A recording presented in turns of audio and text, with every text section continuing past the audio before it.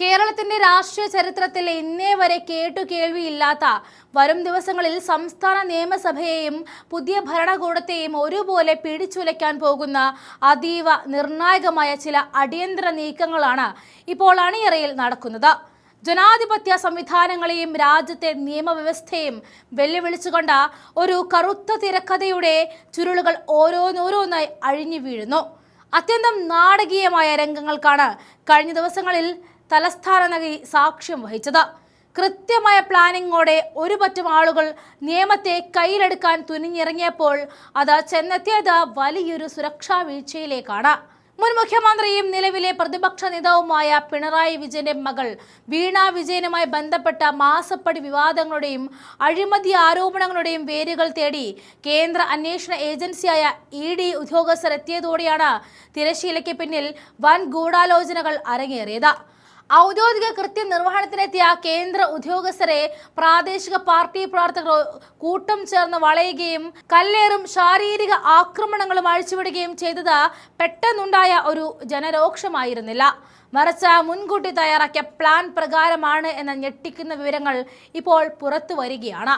നേതാക്കളുടെ phone കോളുകളും digital തെളിവുകളും പരിശോധിച്ച കേന്ദ്ര ഏജൻസികൾക്ക് മുന്നിൽ ഇതിന്റെ വ്യക്തമായ തെളിവുകൾ ലഭിച്ചും കഴിഞ്ഞു. സംഭവത്തിൽ കൂടുതൽ ദുരൂഹതകൾ നിറയ്ക്കുന്നത് ആക്രമണത്തിന് തൊട്ടു പിന്നാലെ ഉയർന്നു വന്ന രാഷ്ട്രീയ ഇടപെടലുകളുമാണ്.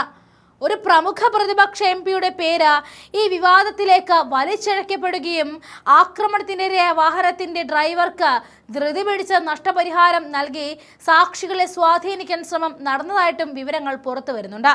ഇത് കേസ് ഒതുക്കി തീർക്കാനുള്ള ആസൂത്രിത നീക്കമാണെന്ന സംശയം EDക്ക് ബലപ്പെടാൻ കാരണമായി.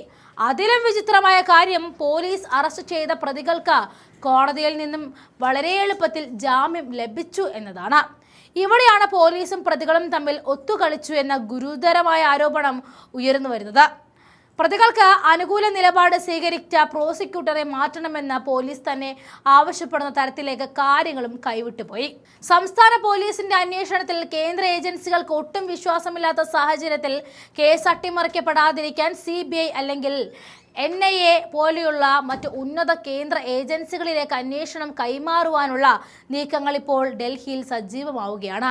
VD സതീശന്റെ നേതൃത്വത്തിലുള്ള പുതിയ UDF സർക്കാരിനും ആഭ്യന്തര വകുപ്പിനും ഈ കേസ് കൃത്യമായി കൈകാര്യം ചെയ്യുക എന്നത് വലിയ വെല്ലുവിളിയാണ്. സഭയ്ക്കകത്തും പുറത്തും പ്രതിപക്ഷ നേതാവ് പിണറായി വിജയനെ പ്രതിരോധത്തിലാക്കാൻ ഈ ED ആക്രമണ കേസ് ഭരണപക്ഷം വലിയ ആയുധമാക്കുമെന്ന കാര്യത്തിൽ യാതൊരു സംശയവും വേണ്ട. ഒരു വലിയ രാഷ്ട്രീയ കൊടുങ്കാറ്റിന്റെ തുടക്കം മാത്രമാണ് ഇപ്പോൾ കേരളം കണ്ടുകൊണ്ടിരിക്കുന്നത്.